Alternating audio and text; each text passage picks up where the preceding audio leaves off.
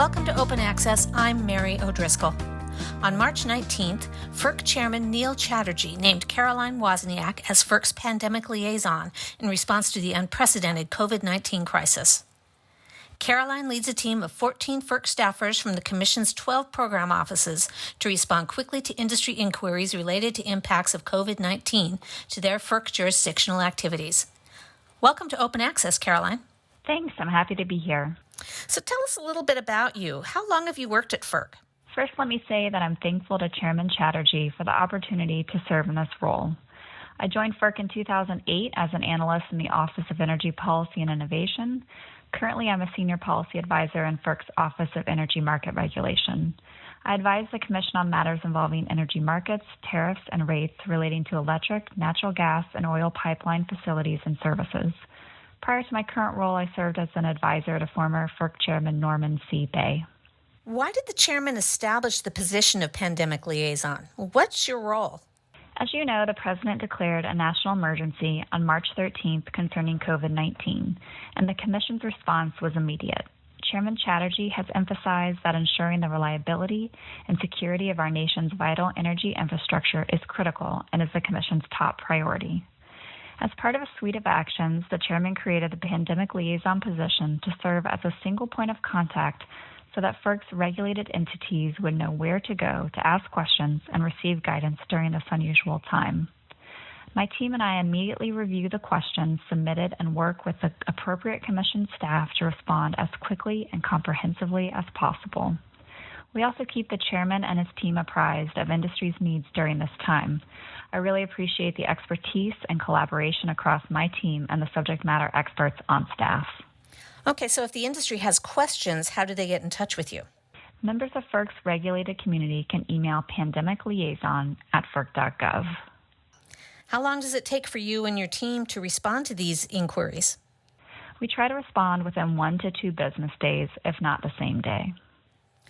So what types of inquiries are you and the team receiving? Can you give us an example? The Pandemic Liaison team has received over 70 email inquiries through the public mailbox. As Chairman Chatterjee highlighted in his recent podcast, the Commission has taken a number of actions in response to the coronavirus. This includes extending deadlines for certain required filings.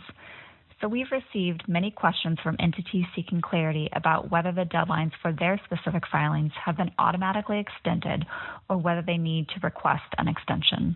That's probably the largest category of questions we receive. What other kinds of questions are you getting? We've also received a number of questions about filings that require a sworn declaration or original signature. Given the pandemic, entities have expressed concern that it would be unduly burdensome to obtain signatures for such a declaration. So what's the Commission doing? The Commission has taken action to waive requirements that certain filings with the Commission be supported by a sworn declaration and requirements to provide or obtain notarized documents. So what other types of questions are you getting?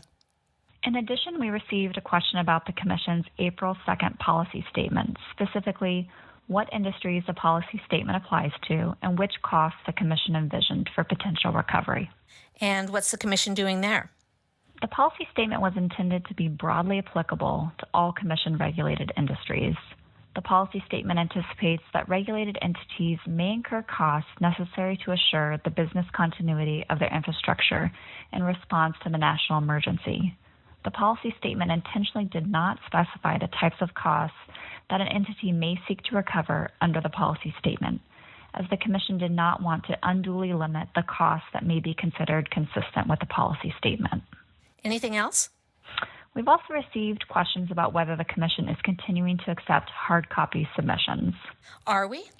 While we are continuing to accept hard copy submissions, it is our preference before and after coronavirus to receive submissions electronically via e-filing.